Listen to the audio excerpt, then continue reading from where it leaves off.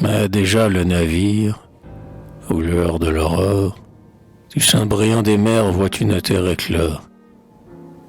Terre dans l'océan, avec un triste orgueil, semble encore murmurer le nom sur chaque écueil, et dont le souvenir, planant sur ses rivages, se répand sur les flots comme un parfum des âges. C'est la Grèce. À ce nom, à cet auguste aspect, l'esprit anéanti de pitié, de respect, contemplant du destin le déclin et le cime, de la gloire au néant mesurer l'abîme. Par les pas des tyrans ses bords sont profanés, ses temples sont détruits, ses peuples enchaînés. Et sur l'autel du Christ, brisé par la conquête, le tourment fait baiser le turban du prophète. Mais, à travers ce deuil, le regard enchanté reconnaît en pleurant son antique beauté. Et la nature au moins, par le temps rajeuni, y triomphe de l'homme et de la tyrannie. C'est toujours le pays du soleil et des dieux.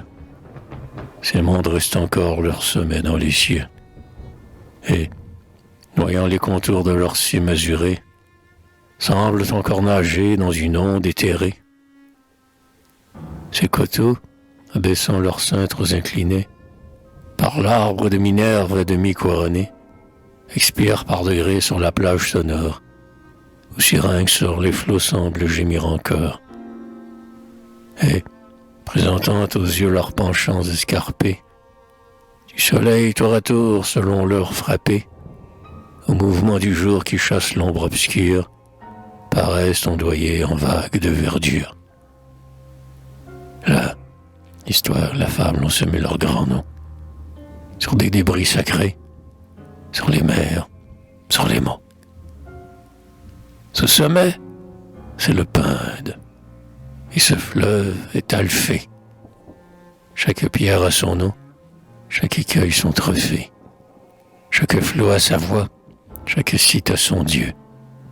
Une ombre du passé plane sur chaque lieu. Ces marais dont le Styx, ce gouffre et la chimère, et, touchés par les pieds de la mise d'Homère, ces bords sont écrivains siècles éclatants, retentissant encore des pas lointains du temps. Un poème scellé par la gloire et les âges semble, à chaque pas, dérouler d'autres pages. Le regard que l'esprit ne peut plus rappeler, avec ses souvenirs cherche à les repeupler. Et, frappé tour à tour de son deuil, de ses charmes, brille de leur éclat ou pleure de leurs larmes.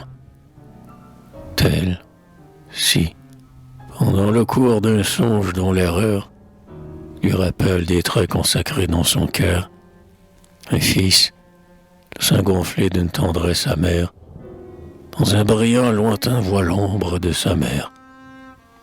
Dévorant du regard ce fantôme chéri, il contemple, en pleurant, ce sein qui l'a nourri, ses bras qui l'ont porté, ses yeux dont la lumière fut le premier flambeau qui guida sa paupière, ses lèvres dont l'accent, si doux à répéter, dicta les premiers sons qu'il tenta d'imiter. Ce front que ses baisers dérobent un voile sombre, et, lui tendant les bras, il n'embrasse qu'une ombre.